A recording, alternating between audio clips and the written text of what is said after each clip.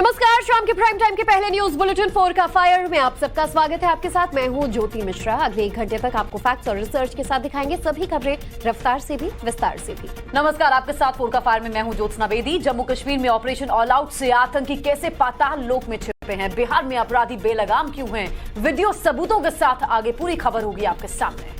नमस्कार, मैं हूं आपके साथ श्वेता भट्टाचार्य। गालीबाज त्यागी के गली में अतिक्रमण पर बाबा का बुलडोजर फिर से एक्शन में नजर आया है। अवैध किले के विरुद्ध बुलडोजर युद्ध जो है वो जारी है। देहरादून में रफ्तार का कहर देखकर लोग हैरान क्यों हैं, मुरादाबाद में कार की छत पर कौन स्टंटबाजी कर रहा था, वीडियो सबूतों के साथ पूरी खबर डिटेल में आपको दिखाएंगे। नमस्कार, मैं हूं आपके साथ बरखा शर्मा। रूस ने रॉकेट से हमले कर आज कौन कौन से यूक्रेनी शहरों को निशाना बनाया, काबुल को एक बार फिर किसने दहला दिया है, जामिया में छात्रों के 2 गुटों में हिंसक झड़प आखिर क्यों हुई है, यहाँ पर सारी खबरें आपको दिखाएंगे। लेकिन और चलिए 4 का फायर में आप खबरें रफ्तार के बाद विस्तार से देख लेते हैं। यूपी में अवैध अतिक्रमण के खिलाफ बाबा का बुलडोजर एक बार फिर एक्शन मोड में है। नोएडा के ग्रैंड ओमैक्स सोसाइटी में अवैध अतिक्रमण पर नोएडा प्राधिकरण का बुलडोजर चल रहा है। सोसाइटी के लोग बुलडोजर एक्शन का विरोध कर रहे हैं, लिहाजा मौके पर भारी पुलिस बल की तैनाती है ताकि प्राधिकरण की कार्रवाई पूरी हो सके। सोसाइटी में अंदर रहने वाले लोगों को अवैध कब्जे हटाने के लिए प्राधिकरण की तरफ से नोटिस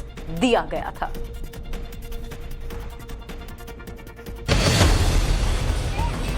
जब आया बाबा का बुलडोजर तो मच गया हाहाकार। देखिए, दूसरी बार हो रहा है ओमेक्स सोसाइटी पर बुलडोजर वार।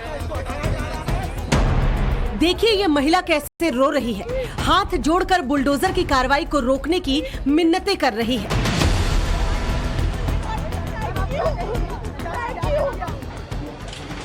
तस्वीरें यूपी के नोएडा की है, जहां सेक्टर 96 की ग्रैंड ओमेक्स सोसाइटी में बुलडोजर चला। श्रीकांत त्यागी के मकान के बाद अब सोसाइटी में अलग अलग फ्लैटों के आगे अवैध अतिक्रमण को तोड़ा जा रहा है। बुलडोजर की कार्रवाई शुरू होने से पहले पूरी सोसाइटी के बाहर हंगामा मच गया। सोसाइटी के लोग बड़ी संख्या में इकट्ठा हो गए। स्थानीय लोगों का आरोप है कि प्राधिकरण की ओर से बिना बताए कार्रवाई की गई। आप देख सकते हैं कि कैसे बुलडोजर से शेड को तोड़ा जा रहा है, जबकि लोगों का कहना है कि उनके पास शेड लगाने का परमिशन भी है।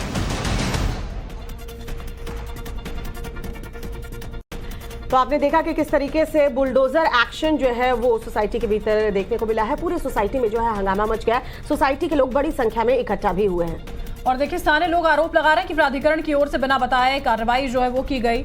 आपको तस्वीरें यहाँ पर हम दिखाएंगे कि कैसे बुलडोजर से जो शेड वहां पर लगाए गए थे उनको तोड़ा जा रहा था। लोगों का ये कहना है कि उनके पास शेड लगाने की परमिशन रही है। और 2 तस्वीर इस वक्त आप टीवी स्क्रीन पर देख रहे हैं। पहले गालीबाज श्रीकांत के घर पर किस तरीके से बुलडोजर चला था, ये भी अवैध अतिक्रमण था जो हटाया गया था। और अब दूसरी बार दूसरे फ्लैट्स जो है उस पर एक्शन लिया गया है। बताया ये भी जा रहा है कि पहले ही इन फ्लैट ओनर्स को नोटिस भेजा गया था और इन्होंने जब अपने अतिक्रमण को खुद नहीं हटाया तो बुलडोजर एक्शन यहाँ पर देखने को मिला है। मेरा मानना ये है कि अथॉरिटी जो भी करेगी वो मान्य होगा, लेकिन मैं इस चीज़ के फेवर में नहीं हूँ बिल्कुल भी कि मेरा तोड़ा गया है तो बाकी के लोगों का भी तोड़ा जाए, क्योंकि एक घर को तोड़ने के बाद कितनी परेशानी होती है, कितना दुख होता है, वह मैं अच्छी तरह से जानती हूँ। मेरे समाज के लोगों ने पहले भी फर्स्ट डे यही कहा था कि हम किसी का घर तोड़वाना नहीं चाहते। वो ये कहना चाहते थे, अन्नू त्यागी का भी लीगल था, बाकी के लोगों का भी लीगल है। अगर हमारा इलीगल का बता के करा गया तो उनके साथ भी वैसा किया जाए। उन्होंने मांग नहीं रखी कि हाँ ये करे, ये कहा कि अगर अथॉरिटी हमारा इलीगल बता रही है तो बाकी के जो 300 घर हैं वो भी तो सेम मेरे जैसे ही हैं।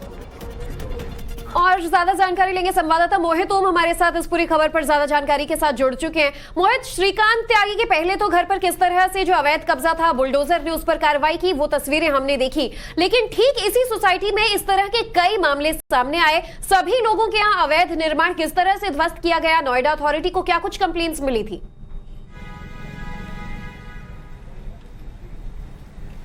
देखिए, जब श्रीकांत त्यागी का मामला आया था, नोएडा अथॉरिटी का कहना है कि उससे पहले भी हम यहाँ पे लोगों को बता चुके थे, नोटिस सर्व कर चुके थे कि आपके जो फ्लैट्स हैं, जो ग्राउंड फ्लोर के स्पेशली फ्लैट्स हैं, उन्होंने अतिक्रमण कर रखा है। करीब 138 फ्लैट्स को नोटिस दिया गया था, जिसके बाद आज प्रशासन यहाँ पर आया और प्रशासन ने अपनी कार्रवाई की है। हालांकि यहाँ के लोकल लोगों का कहना है कि हमें कोई नोटिस नहीं दिया गया था, आज महज आधे घंटे का हमें समय दिया गया अथॉरिटी के लोग यहाँ पर आए, उन्होंने आके यहाँ पे तोड़फोड़ शुरू कर दी है। और जिस तरीके से श्रीकांत त्यागी का जो घर के आगे का पूरा हिस्सा था जिसमें अतिक्रमण कर रखा था वो हटाया गया था, तो आज उसी तरीके से इंक्रोचमेंट की ड्राइव जो यहाँ पे चली थी। कुछ देर पहले सोसाइटी में बहुत सारे बुलडोजर्स थे, डंपर्स आए हुए थे, लेकिन उसके बाद अब वो आज की ड्राइव खत्म हो गई है और आप देख रहे हैं कि जितना पुलिस बल यहाँ पर आया हुआ था वो सब बाहर जा रहा है। जितने भी बुलडोजर्स आए थे, ट्रक आए थे, वो इस वक्त सोसाइटी से बाहर चले गए हैं। तो लोगों ने इस वक्त कहीं ना कहीं राहत ली है। और जो अगर सोसाइटी की बात करें, सोसाइटी के लोग लगातार अथॉरिटी वालों से झगड़ते रहे और उनको अपना विरोध दर्ज कराते रहे कि हमारी सोसाइटी में जो आपने अगर इस तरीके से इंक्रोचमेंट ड्राइव करनी थी तो पहले हमें बताना था कि इंक्रोचमेंट क्या है, उसको डिफाइन करना था और उसके बाद ड्राइव करनी थी और हमें नोटिस सर्व करना था, लेकिन हमें कोई नोटिस नहीं दिया गया। लेकिन जो अथॉरिटी के सीनियर अधिकारी उनसे हमारी बात थी तो उनका कहना था कि जो सारा काम है वो लीगलिटी के साथ हुआ है और हमने पहले नोटिस सर्व किया हुआ था। तो कहीं ना कहीं जो सोसाइटी के लोग हैं और अथॉरिटी, उनके बीच में अब जो पेच फंसा हुआ है। इस बीच में जो अथॉरिटी के कुछ लोग हैं, खासकर सुप्रीम कोर्ट के लॉयर हैं, उनका कहना है कि वो कोर्ट का रुख करेंगे और जानने की कोशिश करेंगे कि किस बिहाफ पर और किन शर्तों के साथ उनके साथ। ठीक है मोहित, आप इस खबर पर नजर रखिएगा। ग्राउंड जीरो पर हम फिर वापस लौटेंगे आपसे और अपडेट लेंगे। इस खबर पर नजर लगातार बनी हुई है। लोग कह रहे हैं कि हमें पहले कोई नोटिस नहीं दिया गया था, वहीं अथॉरिटी कह रही है कि पहले इन्हें नोटिस दे दिया गया था। और चलिए अब बात कुछ और खबरों की भी कर लेते हैं। खौफनाक, दर्दनाक और बेहद डरा देने वाली कुछ तस्वीरें। जिसने भी इस वीडियो को देखा वो कांप उठा। दिल दहला देने वाली एक घटना देहरादून में सामने आई। यहाँ रोड क्रॉस कर रही महिला को सामने से आ रही तेज रफ्तार बाइक ने जोरदार टक्कर मार दी। टक्कर इतनी जबरदस्त थी कि महिला दूर जाकर गिरी। देखिए एक महिला कैसे रोड क्रॉस करते वक्त इस बाइक की चपेट में आ गई। दर्दनाक हादसे में महिला गंभीर रूप से जख्मी है। तस्वीर देखने पर साफ साफ आपको पता चलेगा कि महिला सड़क पार कर रही थी, लेकिन वो देखिए, ये देखिए आप, ये तस्वीरें हम आपको दिखा रहे हैं कितनी जबरदस्त ये भिड़ंत थी, कितनी तेजी से ये बाइक चालक आ रहा था और एकदम ये देखिए तस्वीरें आप देखिए। सड़क हादसे की पूरी घटना सीसीटीवी में दरअसल कैद हुई है। वही तस्वीर हम आपको दिखा रहे हैं, उत्तराखंड के देहरादून की तस्वीर है। तो बाइक टकराई इस महिला में और ये महिला देखिए किस तरह दूर जाकर गिरती है।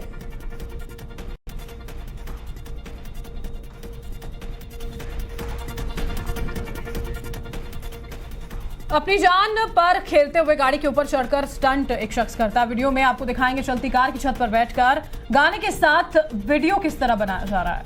यहाँ थोड़ी सी चूक अगर हो जाती तो युवक की जान जो है वो जा सकती थी। इस वीडियो को जरा गौर से देखिए और देखिए किस तरीके से ये युवक जो है वो टेंशन दिखाता हुआ नजर आ रहा है। वीडियो वायरल हो चुका है और उसके बाद पुलिस भी अब एक्शन में आई है।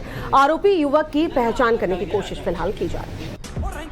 तो दूर सारा गुस्से दा कसूर कहंदे लेना की है जदों साडी गन वाइफा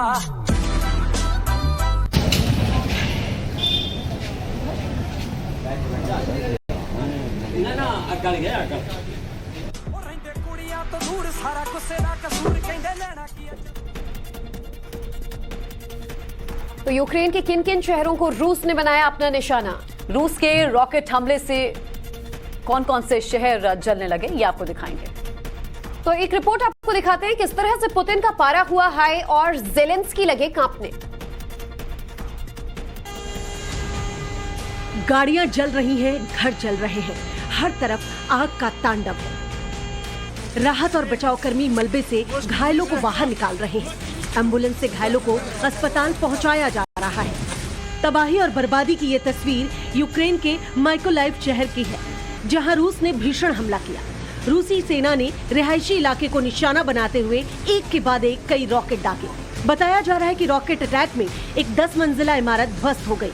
इस हादसे में 10 से ज्यादा लोग गंभीर रूप से जख्मी हो गए, जिनमें कई की हालत गंभीर बताई जा रही है। रॉकेट हमले के बाद भीषण आग लग गई, जिसमें कई गाड़ियां जलकर राख हो गई। उधर जपोरिजिया शहर में भी रूस ने जोरदार हमला किया। बताया जा रहा है कि रूस के हमले में जपोरिजिया में 23 लोगों की मौत हुई है, जबकि 25 से ज्यादा लोग घायल बताए जा रहे हैं। यूक्रेन का कहना है कि रूसी सेना ने मानवीय सहायता लेकर जा रहे यूक्रेनी काफिले को निशाना बनाया। आपको बता दें कि रूस ने एक बार फिर यूक्रेन पर हमले को तेज कर दिया है। बार बार जुम्मे पर काबुल को आखिरकार आतंकी क्यों दहला रहे हैं। पहले मस्जिद और अब एजुकेशन सेंटर को निशाना बनाया गया। देखिए कैसे जोरदार धमाकों से काबुल में कोहराम मच गया। काबुल एक बार फिर धमाकों से दहल उठा। धमाका काबुल के एक एजुकेशन सेंटर के बाहर हुआ। इस आत्मघाती धमाके में 30 से ज्यादा लोगों की मौत हो गई, जबकि 40 से ज्यादा लोग जख्मी हो गए। घायलों में कई लोगों की हालत बेहद गंभीर बताई जा रही है। ऐसे में हताहतों की संख्या बढ़ने की आशंका है। किसी आतंकी संगठन ने अभी तक हमले की जिम्मेदारी नहीं ली है। विस्फोट के बाद शहर में कोहराम मच गया। लोग जान बचाने के लिए इधर उधर भागने लगे। हर तरफ लाशें बिछ गईं। तालिबान ने 1 साल पहले अफगानिस्तान की सत्ता पर कब्जा किया था, जिसके बाद आतंकी हमले की घटनाओं में इजाफा हुआ है। आईएसआईएस तालिबान का एक कड़ा प्रतिद्वंदी माना जाता है। अफगानिस्तान में आईएसआईएस लगातार अपनी पैठ मजबूत कर रहा है। हालांकि तालिबान इस बात को नकारता रहा है कि शिया समुदाय को खास रूप से टारगेट किया जा रहा है। इससे पहले 23 सितंबर को मस्जिद में धमाका हुआ था, जिसमें 4 लोगों की मौत हो गई थी। नापाक आतंकियों के खिलाफ जम्मू कश्मीर में सुरक्षा बलों को बड़ी कामयाबी हाथ लगी है। सुरक्षा बलों ने बारामूला में जैश ए मोहम्मद की 2 दहशतगर्दों को ढेर कर दिया। देखिए कैसे जन्नत के दुश्मनों को हिंद के योद्धाओं ने मौत की नींद सुला दिया।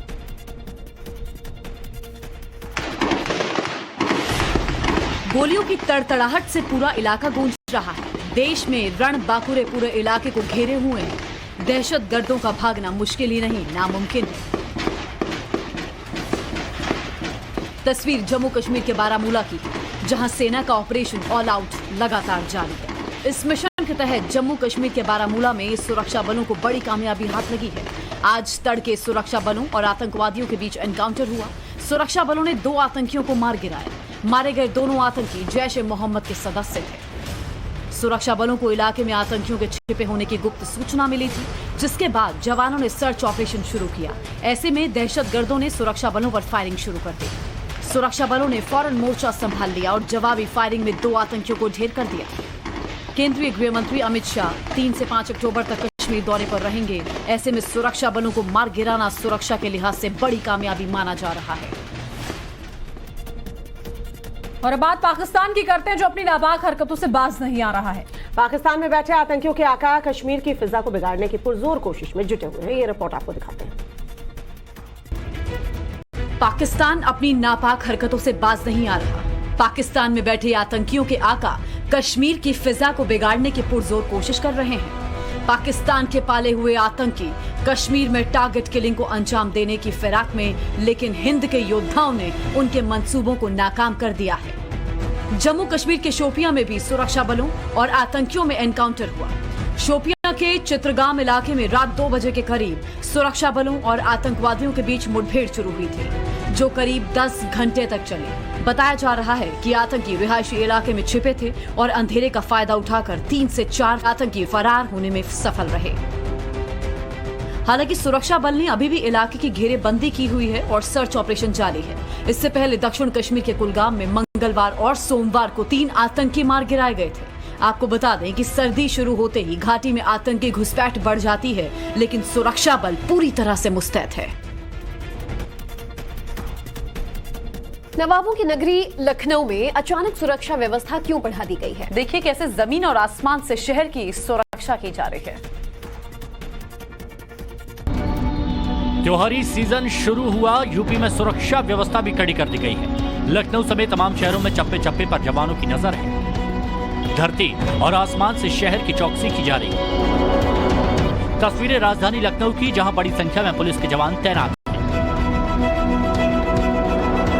नवरात्रि के साथ साथ जुमे की नमाज देखते हुए पुलिस के जवान अलर्ट हैं। देखिए कैसे ड्रोन के जरिए निगरानी की जा रही है।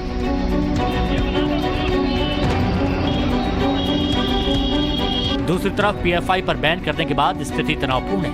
ऐसे में यूपी में हाई अलर्ट जारी कर दिया गया है। यूपी व लखनऊ समेत 8 ठिकानों पर एटीएस की टीमें तलाशी अभियान चला रही है। जुमे की नमाज और संगठन से जुड़े लोगों के भड़काऊ भाषण वायरल होने के बाद सुरक्षा एजेंसियां सतर्क हो गईं। सूत्रों के मुताबिक पीएफआई से जुड़े लोगों पर नजर रखी जा रही है। वहीं माहौल बिगाड़ने की कोशिश में लगे लोगों की धरपकड़ की जा रही है।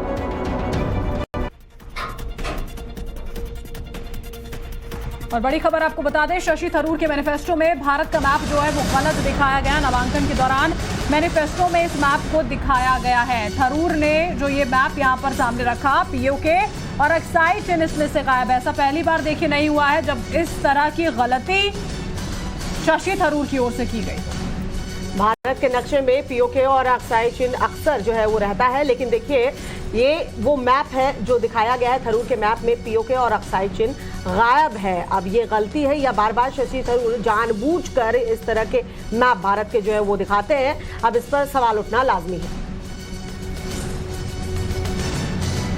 बड़ी खबर, ये तस्वीरें यहाँ पर आपके सामने देखिए। अब सवाल सबसे बड़ा यही है कि ये बार बार जानबूझकर किया जाता है शशि थरूर की ओर से, या फिर ये एक कोशिश उनकी ओर से बार बार अपना कोई संदेश देने की यहाँ पर की जा रही है। ये बड़ी खबर, ये तस्वीरें यहाँ पर आपके सामने रख रहे हैं। इससे पहले भी देखिए, नागरिकता संशोधन कानून को लेकर केंद्र सरकार को घेरने की कोशिश जब वो कर रहे थे, उस दौरान एक नक्शा उनकी ओर से यहाँ पर सामने रखा गया था। उसमें भी पीओके और अक्साई चिन्ह जो है वो गायब था। उसके बाद बीजेपी हमलावर यहाँ पर हुई थी, सवाल उनके ऊपर उठाए गए थे और नामांकन के दौरान अब जो ये मैनिफेस्टो है उसमें अब इस नक्शे को सामने रखा गया है। तो शशि थरूर के मैनिफेस्टो में गलत मैप जो है वो दिखाया गया है, भारत का गलत मैप दर्शाया गया है जिसमें अक्साई चिन्ह नहीं है, पीओके नहीं है। और ये गलती है या जानबूझकर की गई हरकत, सवाल अब इस पर उठ रहे हैं। आपको बता दें, शशि थरूर ने आज कांग्रेस अध्यक्ष पद के लिए नामांकन जो है वो दाखिल किया है और अपने मैनिफेस्टो में भारत का गलत नक्शा जो है वो शशि थरूर ने एक बार फिर से दिखाया है। तो गलत मैप दिखाने के पीछे शशि थरूर की मंशा क्या है, अब उनके मंशा के ऊपर सवाल उठेंगे। जाहिर सी बात है क्योंकि ये हरकत पहली दफा नहीं उनके तरफ से की गई है और अब मैनिफेस्टो में भारत का गलत नक्शा दिखाने के बाद फिर से बीजेपी के निशाने पर होंगे शशि थरूर।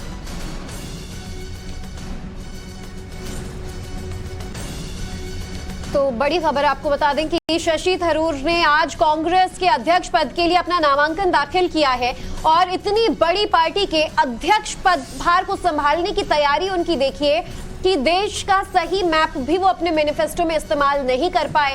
इसे कोई भूल चूक नहीं, इसे एक बहुत बड़ी लापरवाही माना जाएगा और नवभारत भी ऐसी हरकत की आलोचना करता है कि देश के साथ, देश की छवि के साथ और देश के मैप के साथ किसी भी तरह की छेड़छाड़ बर्दाश्त देशवासियों को भी नहीं।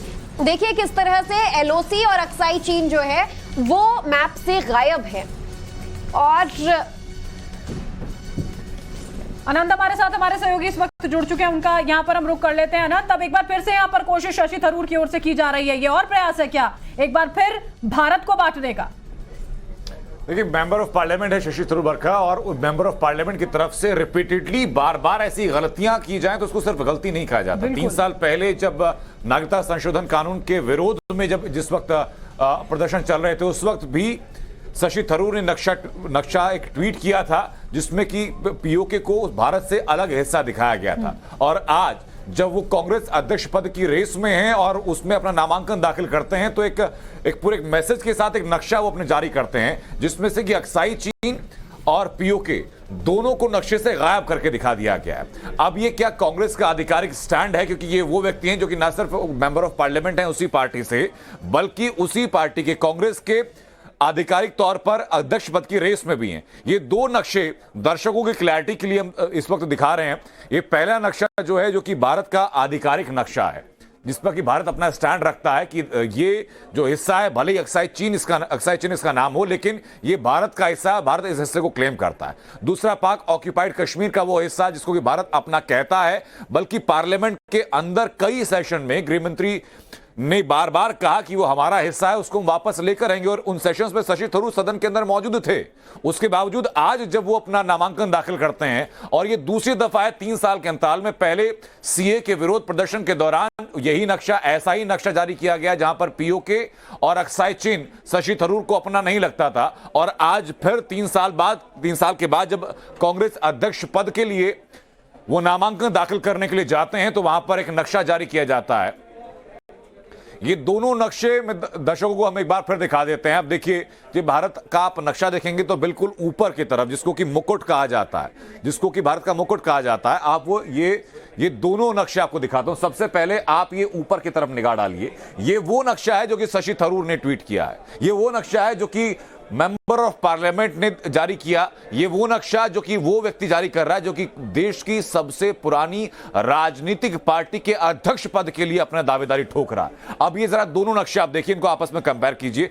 उनके ये पहले नक्शे के ऊपर के आप हिस्सा देखिए, आप इस तरफ देखेंगे तो यहां पर आपको पाक ऑक्यूपाइड कश्मीर नजर आता है जो कि इस नक्शे से गायब है, जिसको लेकर भारत लगातार क्लेम कर रहा है कि वो हमारा हिस्सा है। गृहमंत्री अमित शाह पार्लियामेंट के अंदर दावा कर चुके हैं कि हमारा हिस्सा है और वापस लेकर रहेंगे। लेकिन ये वही हिस्सा जिसकी मैं बात कर रहा हूं आपको, ये पाक ऑक्यूपाइड कश्मीर का जो हिस्सा है जिसमें गिलगिट बाल्टिस्तान आता है और एलओसी के इधर का हिस्सा, जबकि एलएसी के इधर का हिस्सा लद्दाख के सामने जो अक्साई चीन का जो ऑक्यूपाइड बाय चाइना है, वो हिस्सा भी यहां से गायब है। तो सवाल न सिर्फ शशि थरूर से बल्कि कांग्रेस पार्टी। वहीं तो देश का सही नक्शा क्या है और शशि थरूर की तरफ से कौन सा नक्शा जारी किया गया, कौन सा नक्शा सामने रखा मैनिफेस्टो में, ये हमने आपको दिखाया। आगे बढ़ेंगे, खबर कानपुर से है। कानपुर में जुमे की नमाज से पहले सड़क पर क्यों फोर्स उतरी है?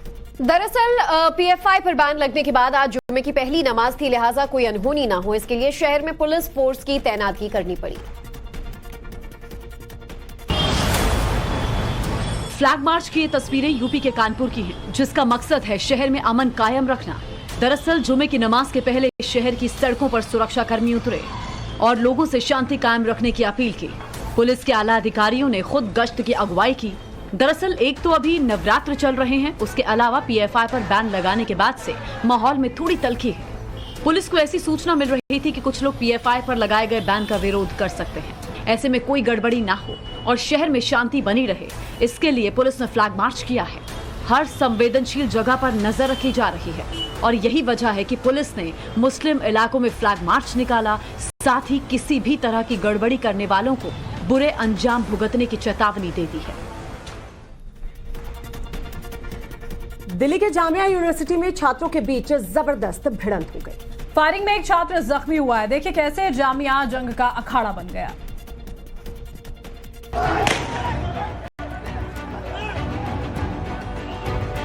दिल्ली के जामिया मिलिया इस्लामिया विश्वविद्यालय में दो छात्र गुटों के बीच हिंसक झड़प हो गई। विश्वविद्यालय के ही दो छात्र गुटों के बीच जमकर मारपीट हुई और लात घूंसे चले, जिसमें एक छात्र गंभीर रूप से घायल हो गया। घायल छात्र को नजदीकी अस्पताल में फौरन भर्ती करवाना पड़ा, लेकिन इसके बावजूद दूसरे गुट का हमला जारी रहा और अस्पताल में घुसकर लाठी डंडों से हमला किया गया।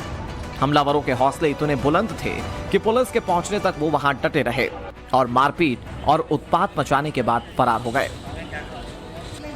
जानकारी के मुताबिक यूनिवर्सिटी की लाइब्रेरी में छात्रों के बीच किसी बात को लेकर विवाद हुआ था। इसके बाद इनमें मारपीट शुरू हो गई। फिलहाल पुलिस ने आरोपियों पर केस दर्ज कर पूरे मामले की जांच शुरू कर दी है। जब जामिया विश्वविद्यालय में इस तरह की खबरें आई हों, इससे पहले भी छात्रों के बीच कई बार मारपीट हो चुकी है।